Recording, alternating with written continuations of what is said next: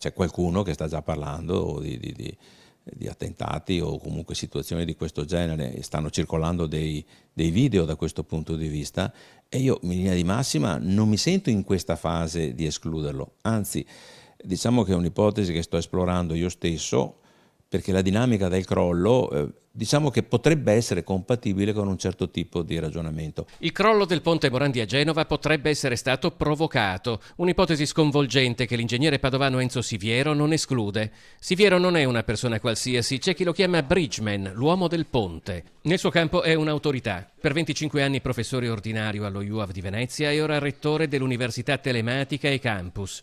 Ingegnere, autore di centinaia di pubblicazioni, architetto, costruttore di ponti, una quarantina solo in Veneto, e soprattutto in questo frangente consulente per Spea Engineering, società del settore infrastrutture del gruppo Atlantia, per il crollo del ponte Morandi di Genova, 43 morti. La domanda è: com'è possibile che un ponte di tale portata sia potuto crollare in pochi secondi? Un ponte molto pulito, molto chiaro, ma diciamo che ha degli elementi mancando i quali non tiene più. Si sono state messe delle microcariche di un certo tipo, in microsecondi ti fai saltare un pezzo e viene giù.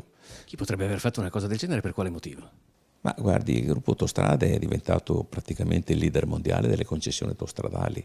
Ci sono altri soggetti che potrebbero essere interessati a prendere in mano le situazioni. Non ci dimentichiamo che la fine che ha fatto Mattei. Questa ipotesi, che percentuale gli dà?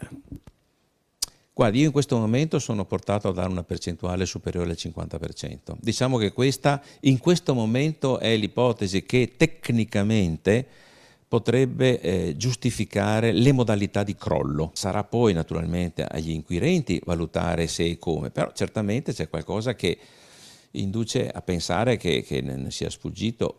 Se uno va a vedere, ci sono dei lampi, c'è un crollo verticale di un certo tipo, c'è una rotazione, insomma ci sono molti elementi che sono compatibili con questa ipotesi.